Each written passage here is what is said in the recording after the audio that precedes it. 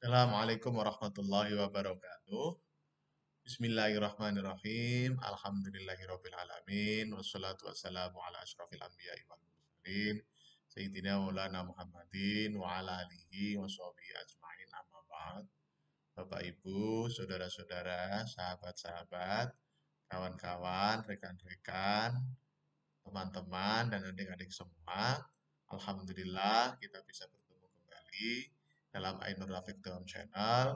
Untuk edisi yang ke-177 ini kita ingin menyampaikan atau kita ingin apa mengungkapkan kebahagiaan terutama bagi bangsa Indonesia.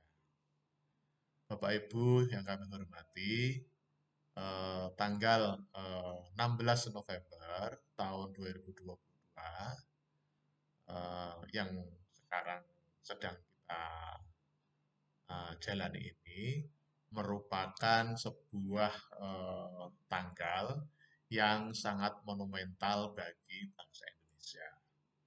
Mengapa demikian? Karena tanggal 16 inilah eh, negara Indonesia, pemerintah Indonesia dipercaya oleh dunia internasional menjadi eh, ketua presidensi G20 atau G20. Nah, negara-negara maju juga negara-negara level menengah atau negara berkembang yang mendekati negara maju itu berkumpul di Indonesia yang ada 20 negara. Ada yang mungkin kita semua kenal namanya Amerika Serikat, ada Rusia, ada Cina, ada Perancis, ada Jerman, ada Inggris, ya, Australia, Jepang, Korea Selatan, dan sebagainya. Ada 20 negara yang hadir di Indonesia. Meskipun ada 3 kepala negara yang berhalangan hadir. Namun demikian, delegasi dari negara tersebut tetap datang di Indonesia. Ya, ada eh, tiga pimpinan negara. Ya, eh, ada 3 pimpinan negara yang tidak hadir. Namun demikian, tetap eh, diakui bahwa pertemuan G20 atau G20 tahun 2022 di Indonesia ini dianggap sebagai sebuah keberhasilan yang luar biasa, tentunya adalah bagi negara kita dan bagi bangsa Indonesia.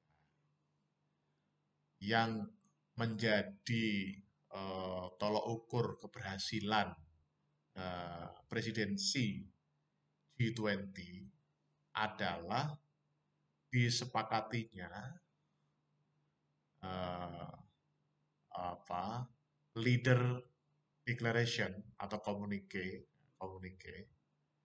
itu sudah disepakati oleh para delegasi yang hadir di Indonesia. Dan itu ada 52 item. Kalau kita lihat halamannya itu ada 52 item penting yang itu menjadi menjadi ringkasan ya dari 1186 halaman ya, rekomendasi hasil dari berbagai pertemuan. Ada yang istilahnya B20, ada istilahnya R20, ada istilahnya eh, apa M20, ada C20, dan sebagainya dan sebagainya. Yang intinya adalah membahas seluruh permasalahan yang ada di dunia. Memang yang paling menarik dari pertemuan G20 itu salah satunya adalah eh, apa eh, operasi militer yang dilakukan oleh Rusia terhadap Ukraina.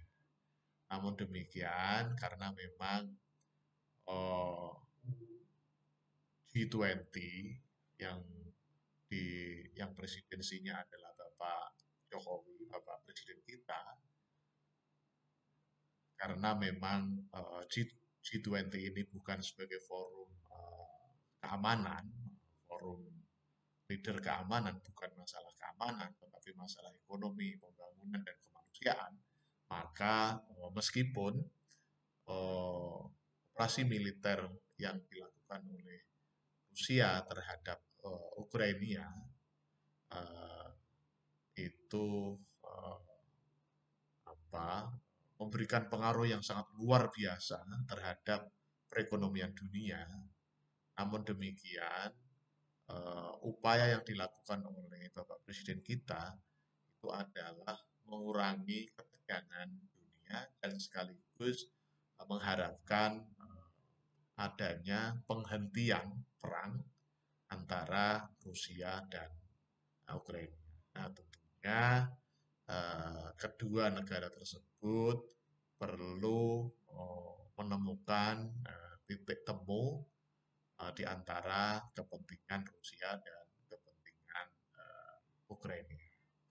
Dan itu sudah dilakukan oleh pemerintah Indonesia sehingga meskipun eh, pimpinan utamanya berhalangan hadir, namun demikian delegasinya tetap mendatangi, tetap datang di Indonesia yang dipimpin oleh kalau yang Rusia dipimpin oleh eh, dipimpin oleh Menteri Luar Negeri.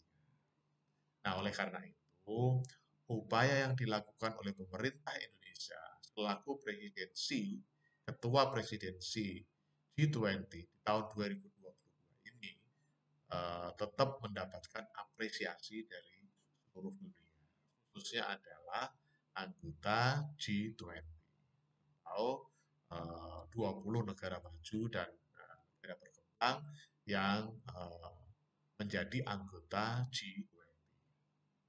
Nah, memang keberhasilan itu tidak lepas dari upaya Bapak Presiden kita, yaitu Bapak Jokowi, Bapak Presiden Republik Indonesia, dan tentunya panitia yang telah mengupayakan sedemikian rupa, melobi sedemikian rupa kepada seluruh pimpinan G20 tersebut. Nah, itu kalau kita lihat dari sisi dunia internasional. Nah, keberhasilan yang kedua itu adalah dilihat dari eh, perspektif nasional, perspektif negara Indonesia sendiri. Kita bisa melihat bahwa pemerintah Indonesia, tokoh-tokoh masyarakat di Indonesia, tokoh-tokoh politik di Indonesia, tokoh-tokoh agama di Indonesia, tokoh-tokoh budaya yang ada di Indonesia, itu kelihatan semua memberikan dukungan penuh terhadap kegiatan atau pelaksanaan istilahnya KTT, konferensi tingkat tinggi yang dilaksanakan di tanggal 15, puncaknya dari tanggal 15 dan yang tanggal 16-nya adalah disepakatinya Leader Declaration atau komunike G20 di tahun 2022. Bagaimana tadi kita sampaikan bahwa uh, Leader Declaration atau komunike yang dilakukan atau yang disepakati oleh para pimpinan G20 itu ada 52 poin. Ya. Intinya ada 52 poin. Kalau kita lihat apa naskahnya, draftnya, atau tagnya itu jumlahnya sangat banyak sampai 1186 halaman. Kita dengan banyaknya halaman tersebut itu menunjukkan bahwa kesepakatan-kesepakatan yang uh, diambil atau yang ditetapkan oleh para delegasi dari G20 itu memberikan atau memberikan petunjuk atau menjadi petunjuk bahwa presidensi G20 tahun 2022 oleh Bapak Presiden Republik Indonesia yaitu Bapak Joko Widodo dianggap sebagai sebuah keberhasilan. Itu yang kedua. Dan yang ketiga, ternyata G20 ini itu tidak hanya dihadiri oleh pimpinan negara pemerintah, tetapi juga didatangi oleh pimpinan-pimpinan organisasi internasional. Ada PBB, ya kan? Kemudian FIFA, ya, pengurus sepak bola internasional, ya, FIFA itu juga datang. Kemudian dari IMF juga datang, kemudian IDB juga datang. Nah, itu menunjukkan bahwa selain para pimpinan negara, katakanlah eh, orang nomor satu di pemerintahan di G20 itu juga dihadiri oleh organisasi-organisasi internasional dan itu sangat-sangat kredibel. Nah, oleh karena itu, paling tidak pada tanggal 16 November 2022 ini kita patut bangga menjadi bangsa Indonesia dan kita patut